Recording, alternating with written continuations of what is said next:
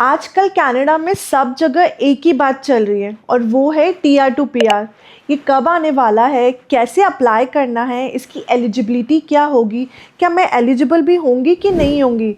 O my god, thousands and thousands of questions we all have it. And I literally understand कि अभी कितना pressure और stress है सबके ऊपर। बिकॉज जब ये फर्स्ट टाइम आया था 2021 में TR to PR, I was also one of the applicant who applied it and got it. So ये सारे क्वेश्चंस मेरे दिमाग में भी उस टाइम थे। So I literally live this roller coaster ride. But before you get so much overwhelmed or fall for misinformation, let's talk about some truth regarding TR2PR. Yes, TR2PR program officially announce हो चुका है और जो Toronto star की जो news आई थी मार्च 6 को, उसके अकॉर्डिंग ये सॉफ्टली लॉन्च भी हो चुका है।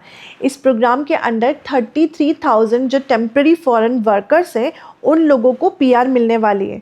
बट आप एक चीज़ ये याद रखना, ये जो नंबर है ये 1/3 ऑफ द रेशो है जब इनिशियली टीआर टू पीआर 2021 में लॉन्च हुआ था। ओके, उस टाइम 90,000 जो लोग थे उतना सीट अलोकेट हुआ था टीआर टू पीआर को, और this time only 33,000 seats allocate हुआ है। और अगर आप आईआरसीसी की वेबसाइट पर जाके इन्फॉर्मेशन चेक करोगे तो उन्होंने अभी तक कुछ भी अनाउंस नहीं किया है।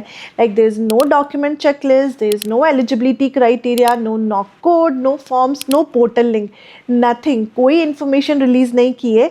ऑल वी नो कि नेक्स्ट मंथ, बोले तो अप्रैल 2026 में आईआरसीसी इस प्रोग्राम के बारे में इंफॉर्मेशन लॉन्च करने वाला है। अब ये हो सकता है कि वो लोग डॉक्यूमेंट चेकलिस्ट के बारे में बात करें या एलिजिबिलिटी क्राइटेरिया के बारे में बात करें या पूरी information regarding TR to PR 2026 के बारे में बात करें। कुछ भी हो सकता है। लेकिन जब 2021 में हुआ था उन्होंने एक साथ सारी इन्फॉर्मेशन टीआर टू पीआर 2021 के बारे में अनाउंस कर दी थी। सब लोगों को टाइम दिया था, सब लोगों ने डॉक्यूमेंट प्रिपेयर किया था, उसके बाद फाइनली जिस दिन डेट आई उस दिन सब लोगों ने पीआर अप्लाई कर दिया था। तो अभी आप कोई भी जो फेक इन्फॉर्मेशन है रिगार्डिंग टीआर टू पीआर उस पर बिलीव मत करना। मैं बोलती हूँ आपको, आप आईआरसीसी की वेबसाइट पर जाओ, वहाँ पर जो इन्फॉर्मेशन है सिर्फ आप उसी पे बिलीव करना और उसके अकॉर्डिंग ही आपका फर्दर प्रोसेस करना। थोड़ा सा हम टीआर टू पीआर 2021 के बारे में बात करते हैं। मैं मेरा पर्सनल एक्सपीरियंस शेयर करती हूँ। तो उस टाइम मैंने भी अप्लाई किया था, मेरी फैमिली का अप्लाई किया था, फ्रेंड्स लोगों का अप्लाई किया था, हम सब ने अप्लाई किया और सबको टीआर टू पीआर में उस टाइम पीआर मिल गया था। तो थोड़ा सा ब्रीफ में मैं आपको बताती हूँ कि क्या हुआ। आप स्क्रीन पे देख सकते हो कि 2021 में कितनी सीट्स एलोकेट थी। तो इंटरनेशनल स्टूडेंट्स वाली जो स्ट्रीम थी उसके अंदर 40,000 लोगों को टीआर टू पीआर में लिया था। एसेंशियल वर्कर में 30,000 एंड हेल्थ केयर में 20,000 देख सकते हो आप। एसेंशियल वर्कर और जो इंटरनेशनल स्ट्रीम है उसके अंदर मैक्सिमम कैपेसिटी हो गई थी और हेल्थ केयर में तो हुई नहीं थी। आप जब देख सकते हो इट्स ओनली 7,000। मैं आपको सिर्फ इंटरनेशनल स्टूडेंट्स के बारे में बताती हूँ कि ये लॉन्च हुआ था 6 मई को और जो मिडनाइट हुआ था तब तक की पूरी सीट्स मैक्सिमम हो चुकी थी। पोर्टल क्रैश होने लग गया था, लोग बाग फीस पे कर रहे थे, वो फीस पे नहीं कर पाए, उनका पीआर सबमिट नहीं हुई। कोई सोच रहा था मैं कल अप्लाई कर दूंगा, मेरी लैंग्वेज टेस्ट की रिपोर्ट नहीं आई है, पीसीसी आने वाला है। मतलब जो सोच रहे थे वो सोचते ही रह गए, अप्लाई नहीं कर पाए। और जिन लोगों ने मतलब क्विकली अप्लाई किया उन लोगों को पीआर मिल गया। मतलब it was a very tense situation at that time only. Believe करो 40,000 सीट्स विद इन 18 आवर्स के अंदर पूरी ख़त्म हो गई थी। जो असेंशियल वर्कर है मैंने उसी के अंदर अप्लाई किया था, उसके अंदर ये 1 या 2 मंथ तक चला था।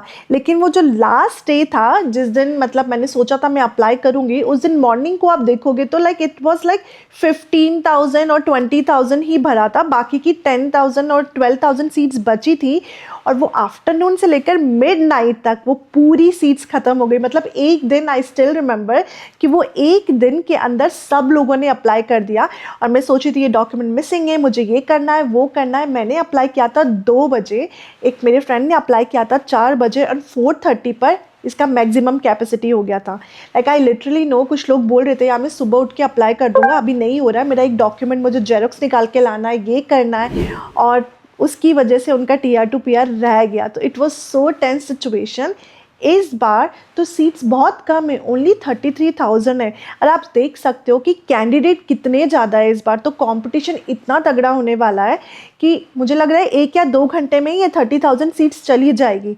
तो जिसने अपनी फ़ाइल रेडी करके रखी है, जिसको पता है कि मुझे फ़ीस पे करनी है, फॉर्म सबमिट करना है और जस्ट क्लिक करना है, वो लोग जीत जाएंगे और बाकी जो लोग सोचते रह जाएंगे।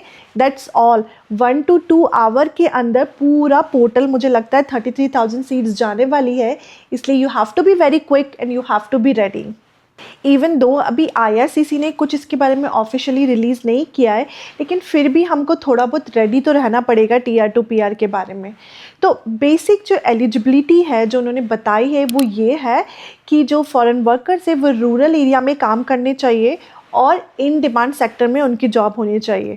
अब रूरल एरिया में कौन से एरिया आते हैं ये उन्होंने अभी तक अनाउंस नहीं किया है, और इन डिमांड जॉब्स में कौन से नॉक कोड है, क्या ड्यूटीज़ एंड क्या रिस्पॉन्सिबिलिटीज़ है, ये सारी चीज़ें अभी आईआरसीसी ने क्लियर नहीं करी है।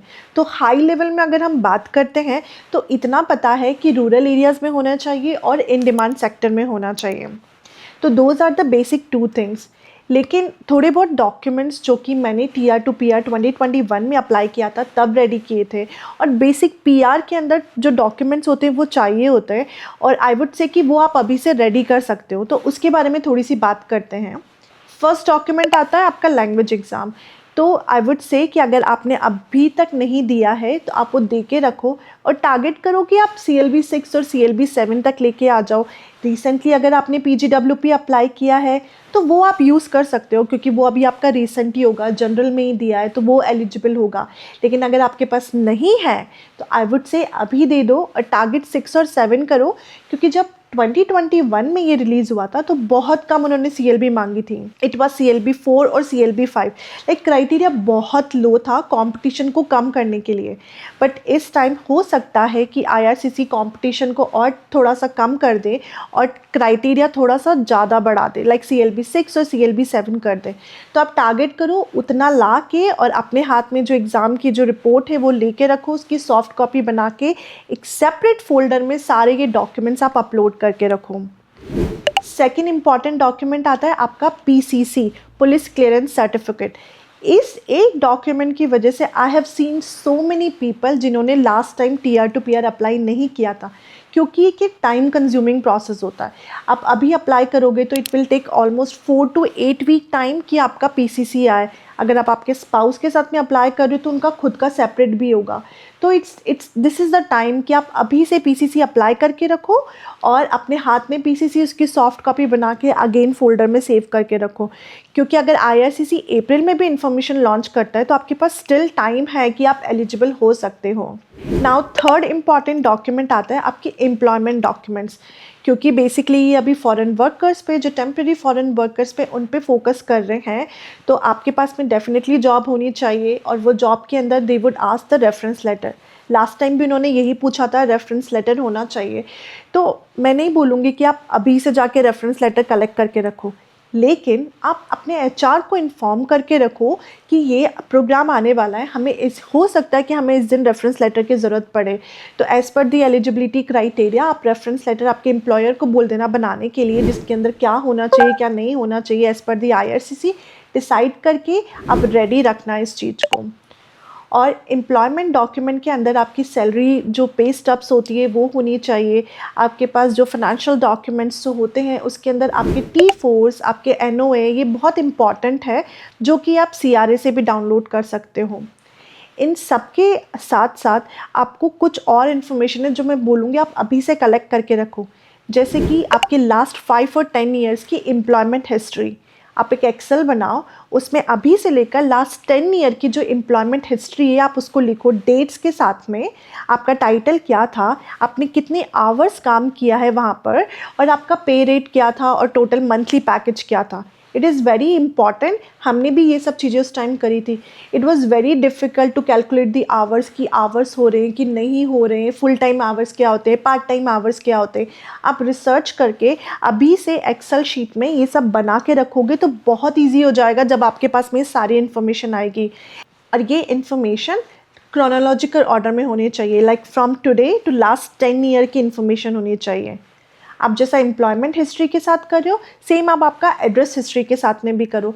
लास्ट 5 ईयर्स में आप कहाँ कहाँ रहे थे, कौन सी एड्रेस पे रहे थे, डेट्स के साथ में आप वो सारी चीज़ें उसके अंदर एक एक्सेल शीट में लिख लो। अगर आपके पास में कोई भी गैप होता है आप अभी से उसका एक लेटर ऑफ एक्सप्लेनेशन बना लो। अगर आपके पास में कोई भी चीज़ है जो आपको एक्सप्लेन करनी है, कभी कभी होता है कोई निक नेम यूज़ कर रहा है या फिर कभी होता है कि कोई इंसान का नेम दूसरा चेंज है, स्पेलिंग मिस्टेक है किसी डॉक्यूमेंट में, बेटर है आई वुड से आप अभी से लेटर ऑफ एक्सप्लेनेशन बना के रखो तो उस टाइम बहुत ईजी हो जाता है। नाउ नेक्स्ट डॉक्यूमेंट्स हम बात करते हैं कि अगर आप फैमिली के साथ में अप्लाई कर रहे हो तो आपका मैरिज सर्टिफिकेट होना चाहिए, आपके स्पाउस का पीसीसी होना चाहिए, अगर किड है तो उसका बर्थ सर्टिफिकेट होना चाहिए। इन सारे डॉक्यूमेंट्स में से अगर कुछ भी रीजनल लैंग्वेज में है तो आपको वो ट्रांसलेट करा के इंग्लिश में करना पड़ेगा। तो ये सारा जो बैकग्राउंड वर्क है जो कि बेसिकली कोई पीआर भी अप्लाई करता है तो उसके लिए ज़रूरत है और हमने भी उस टाइमिंग पे किया था। तो ये सब चीज़ें आप अभी से करके आपके डॉक्यूमेंट सेव करके रख सकते हो। Last document I would say जो कि आपके पास होना चाहिए और आपने यूज़ भी किया होगा वो है आपका पासपोर्ट और आपके सारे वर्क परमिट और आपकी immigration history. Like basically work permit हो सकता है, स्टूडेंट परमिट हो सकता है, इन सब की एक फ़ाइल बना के पासपोर्ट एंड वर्क परमिट की एक फ़ाइल बना के रखना मर्ज करके कि जब एंड मोमेंट पे ज़रूरत पड़े तो आप डायरेक्ट उसको अपलोड कर सकते हो। ये सारे एक बेसिक डॉक्यूमेंटेशन है जो कि कोई भी पीआर आप अप्लाई करते हो तो उन सब के लिए नीड होती है इनकी, और हमने भी जब किया था तो यही सारे डॉक्यूमेंट हमने अप्लाई किए थे। तो this is all about the minute game. जिसने पहले अप्लाई कर दिया वो टीआर टू पीआर में उसको पीआर मिल जाएगी, जिसने अप्लाई नहीं कर पाया उसको नहीं मिलेगी। So you have to be very quick, you have to be very fast. Panic होने की कोई ज़रूरत नहीं है। इट जस्ट लाइक आपको मेहनत करनी पड़ेगी और टाइम से अप्लाई करना पड़ेगा, क्योंकि वो लोग जिन लोगों का एक्सप्रेस एंट्री में मार्क्स नहीं आ रहे हैं, पीएनपी में उनको नहीं मिल रहा है, उन लोगों के लिए this is the best way. But you have to be very quick, you have to ready. जब भी लॉन्च होता है फाइल रेडी होनी चाहिए कि हमने उस टाइम पे अप्लाई कर दिया। बिकॉज मैंने टीआर टू पीआर 2021 में अप्लाई किया, मैं सेम रूट से आई हूँ। तो अगर आपका कोई भी क्वेश्चन है रिलेटेड टू दिस पाथवे आप डेफिनेटली कमेंट बॉक्स में मुझसे कमेंट करके पूछ सकते हो and I will be happy to help you. और जैसे ही इन्फॉर्मेशन लॉन्च होती है रिगार्डिंग द एलिजिबिलिटी क्राइटेरिया हम इसके ऊपर और वीडियोज़ बनाने वाले हैं। लेकिन आपको कुछ भी न्यू इन्फॉर्मेशन पता होती है तो प्लीज़ यहाँ पर कॉमेंट करके बताना। हम एक कम्युनिटी बनाते हैं और we help each other for TR to PR 2026। And thank you so much for watching. It's Aarti Khajuria.